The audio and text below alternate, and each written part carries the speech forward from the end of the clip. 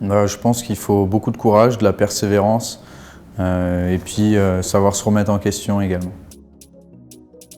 L'objectif, c'est Paris 2024, avec bien évidemment l'ambition de gagner. Je suis agent commercial en gare d'Asnières-sur-Seine chez Transilien. Le comité local du Val-de-Marne. Alors je m'entraîne 4 heures par jour, donc multiplié par 5 jours par semaine, 20 heures, et un petit peu de footing le week-end, ce qui fait à peu près 21 heures. Si j'étais un animal, je serais le chat, parce qu'on dit souvent que je retombe toujours sur mes pattes, donc côté agile. Il y a eu plein de moments extraordinaires. Après, peut-être gagner une demi-finale du Grand Chelem de Bercy devant plus de 10 000 Français qui sautent partout, donc c'était le pied. Alors le stress, pour le faire redescendre, c'est plus par la respiration, à inspirer profondément, expirer lentement. Voilà, et puis essayer d'avoir des idées positives. Le plus fou, être champion olympique à Paris, ça serait déjà un très beau rêve. De le comparer au karaté. Le karaté, c'est, excusez-moi les copains, mais c'est juste du toucher. Le judo, c'est un sport de projection. C'est parti, lâche rien.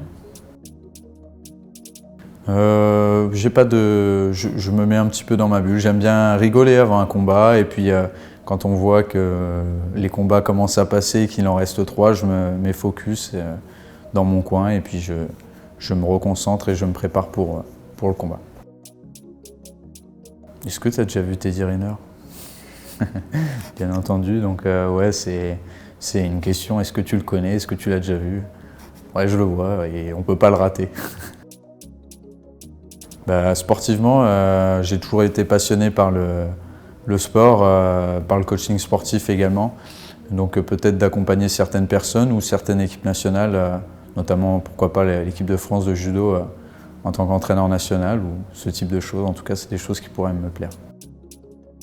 Peut-être mon premier titre de champion de France senior. Voilà, j'étais outsider à l'époque et j'ai gagné l'année d'après aussi. Mais c'est vrai que le premier, c'était du coup la révélation, forcément. Le moment le plus difficile, peut-être en 2016, je ne fais pas les Jeux Olympiques de Rio alors que je suis numéro 7 mondial. Un choix de fédération, mais c'est comme ça m'a fait aussi grandir. Il m'a fait grandir, que ce soit par les nombreux voyages qu'on a eu aussi l'occasion de faire. C'est, je pense, une grosse dose de maturité en très peu d'années, donc c'est une chance de pouvoir vivre ça. Déjà d'apprendre à chuter, je pense que déjà tout le monde devrait savoir chuter. Et je pense que c'est déjà une bonne chose pour éviter de se faire mal. Donc d'apprendre à chuter et puis après essayer de faire chuter les autres. Footing, je préfère aller courir que de faire la machine. Fair play, hein. Faut accepter toutes les décisions. Rêveur. Rugby, un sport qui me correspond un peu plus, l'équipe et le combat. Couche-tôt. Enfin, ça dépend. Gagner. Participer, c'est moins bien.